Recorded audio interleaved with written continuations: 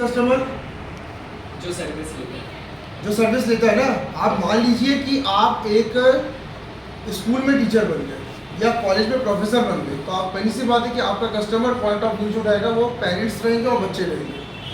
ठीक है, इनसे रिलेशनशिप क्या मैनेजमेंट बनाएगा कि आपको बनाना है? मैनेजमेंट में तो प्रिंसिपल तो आएगा नहीं रोज, जो डायरेक्टर्स है वो तो रोज आएंगे नहीं। आप अगर मान लीजिए कि एक प्राइवेट फर्म में जॉब कर रहे हैं, तो क्या चेयरमैन या सीईओ आएगा क्या कस्टमर से रिलेशन में मेरा रहे? नहीं आएगा। आप ही तो उससे पहले बात करेगा ना कस्टमर। बाद में जब आपसे सॉर्ट आउट नहीं होगा तो किसके पास जाएगा? मालिक के पास जाएगा। नहीं तो उन्होंने मालिक का नंबर दो, तुमसे तो काम ही नहीं होता। एग्जाम्पल के तौर पे आप रिलायंस फ्रेश में जाते हैं, रिलायंस फ्रेश में क्या वहाँ का जो हेड है, जो रिलायंस फ्रेश के उस ब्रांच का ब्रांच मैनेजर जिसको हम कहते हैं, ब्रांच मैनेजर आपसे मुलाकात करता है कि क्लाइंट एम्प्लॉय से होती है ना। आप तो शायद ब्रांच मैनेजर से कभी मिलते भी नहीं हो, रिलायंस में कितनी बार चले गए। तो अब आपको ये ध्यान रखना है कि एज एम्प्लॉय आपको क्या क्या प्रॉपर्टीज अपने अंदर डेवलप करनी है, पहले इस चीज़ को समझ लीजिए। सबसे पहले आपको क्या करना है, फर्स्ट ऑफ ऑल ध्यान रखिएगा, आपको अपने अंदर इंप्रूवमेंट लाना पड़ेगा। क्योंकि कस्टमर से डील वही बंदा कर सकता है जो अपने अंदर क्या करते हैं, इंप्रूवमेंट लाते हैं। दूसरा क्या आपके अंदर होना चाहिए, आप कस्टमर की क्वेरी को भी सॉल्व कर सके, बेहिचक उससे बात कर सके, उसकी क्वेरी को सॉल्व कर सके। तो ऐसे बहुत सारे इंप्रूवमेंट आपको लाना है। बॉडी लैंग्वेज भी आपको कैसे रखनी है, अच्छी रखनी है। तो इंप्रूवमेंट में 3 पॉइंट आप लिखो। पहला क्या लिखो इंप्रूवमेंट में, कम्युनिकेशन लिखो। दूसरा क्या लिखो इंप्रूवमेंट में, सभी लिखिएगा, नोट्स बनवा रहा हूँ। इंप्रूवमेंट में पहले कम्युनिकेशन इंप्रूव करें, दूसरा बॉडी लैंग्वेज का मैनेज करना है। रिलायबिलिटी, रिलायबिलिटी का मतलब क्या होता है, कस्टमर आपसे भरोसा कर सके। ठीक है, आपको ध्यान रखना है। मजे की बात ये देखी गई है कि जितने भी संस्थाएं हैं, उस संस्था में मालिकों से ज़्यादा उनके कर्मचारियों को पूछा जाता है। कई क्लाइंट आते हैं, बोलते क्या रहे आज वो सुरेश जी छुट्टी में है क्या? मैंने कहा हाँ छुट्टी में आ रहे हैं, मैं उनसे मुझे बात करती है। जबकि सुरेश जी वहाँ के सीनियर एम्प्लॉई है, मैनेजर तो कोई और होगा। तो आपको ध्यान रखना है, रिलायबिलिटी आपके अंदर अगर बढ़ती है तो कस्टमर आपको बहुत पसंद करता है, और जिसको कस्टमर पसंद करता है उसकी ग्रोथ ज़्यादा होती है। उदाहरण के तौर पे जो फेवरेट जो प्रोफेसर्स होते हैं, फेवरेट जो टीचर्स होते हैं, उनको कितना ग्रोथ मिलता है बताओ? होता है। अगर कोई प्रोफेसर बहुत फेवरेट है तो देखना वो एचओडी बन जाता है। चलो, कोई प्रोफेसर अगर ज़्यादा फेवरेट नहीं है तो प्रोफेसर ही बना रह जाता है। रीज़न क्या है भाई? उसको रिलायबल है, लोग उसको पसंद करते हैं। तीसरा क्या है, आप सर्विस देने की ताकत आपके पास हो। मैंने आपको पहले ही कहा, कस्टमर आपसे सर्विस लेता है, आपके बॉस से नहीं। बॉस तो बाद में बीच में आता है, पहले कौन आता है? एम्प्लॉय आता है ना। तो आपको कस्टमर से डील करनी है, तो आप कस्टमर को जितना अच्छा सर्विस देंगे उतनी ज़्यादा ध्यान रखिएगा, आपकी वाहवाही होगी, उतनी ज़्यादा सैलरी इंक्रीमेंट होगी आपकी। मैं आपको बता दे रहा हूँ, सैलरी इंक्रीमेंट करने का अच्छा तरीका क्या है, खुद की सर्विसेज क्या कर दो, सुधार दो। जैसे एक्सेल में काम करते तो एक्सेल में काम अच्छा कर लो।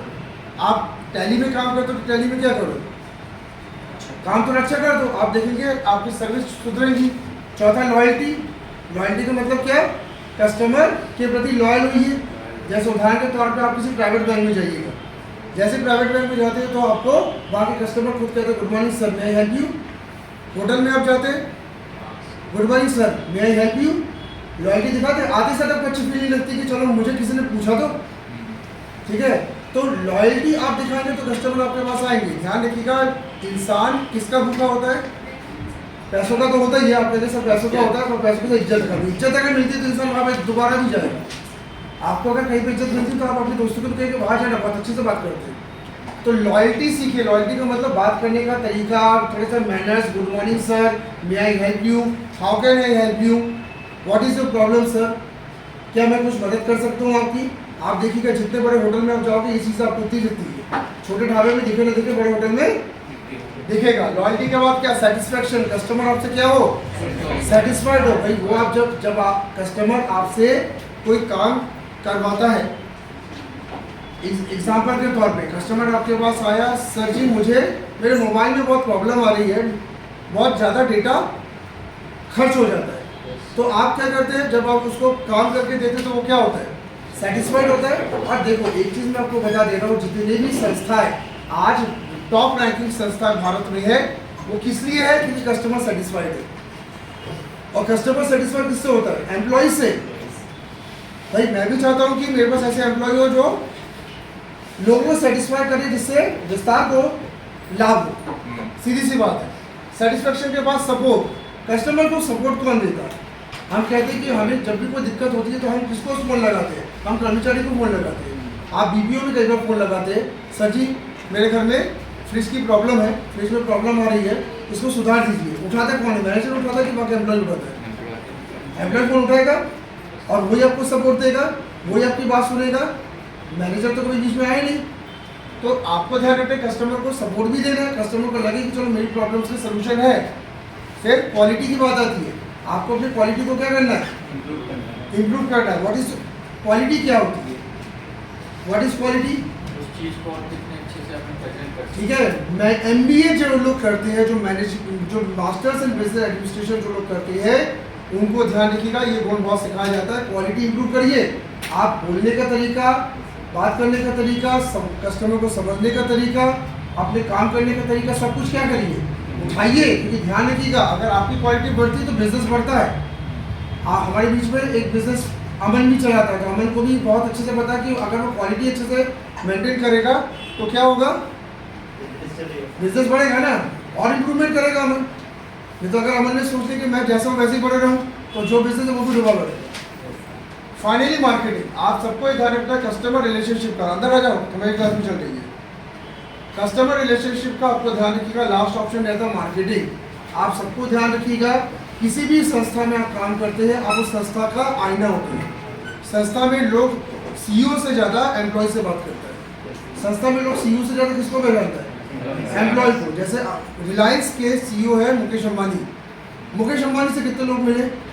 कोई नहीं मिला, लेकिन उनके प्रोडक्ट आप यूज़ कर रहे हो, रिलायंस की सर्विसेज आप ले रहे हो।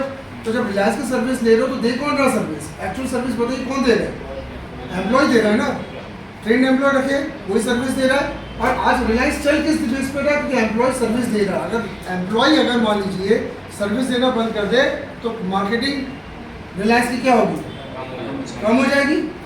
ध्यान रखिएगा, CEOs केवल चलाते हैं और एम्प्लॉय उसको रूप देता है, उसको पूरी तरीके से आगे बढ़ाता है। तो आपको ध्यान रखना, आप अपनी संस्था की मार्केटिंग भी कर रहे हैं। आपका काम बोलता है, आपके काम के कारण संस्था क्या होती है? मार्केट करती है। तो सबसे पहले मैंने आपको ये 8 पॉइंट बताया जो कस्टमर रिलेशनशिप में आपको डेवलप करनी है। क्योंकि आपको ध्यान रखना है, मालिक केवल आप पे नज़र रखा हुआ है। अगर कस्टमर के साथ तुम्हारी अगर बिगड़ रही है तो ध्यान रखिएगा, मालिक आपको अलग करेगा। एग्जाम्पल के तौर पे किसी पेरेंट्स के साथ अगर टीचर की लड़ाई होती है और टीचर की गलती होने पे टीचर की जॉब चली जाती है, लेकिन पेरेंट्स के साथ कभी भी अभद्रता नहीं की जाती, बिकॉज कस्टमर के साथ रिलेशन बना के ही बिजनेस चला जाता है। हम स्टाफ बदल देंगे पर कस्टमर के साथ रिलेशनशिप जो नहीं बना पाएंगे उनको क्या करेंगे? बाहर की तरफ हम कर देंगे।